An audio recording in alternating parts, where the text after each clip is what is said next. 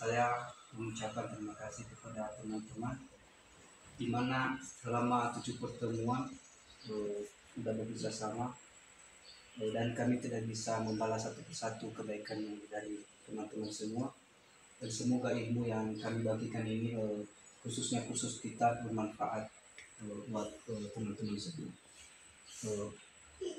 Terus yang di pertemuan 8 ini kita akan membuat video hasil dari selama pertemuan kita kemarin. Terima kasih.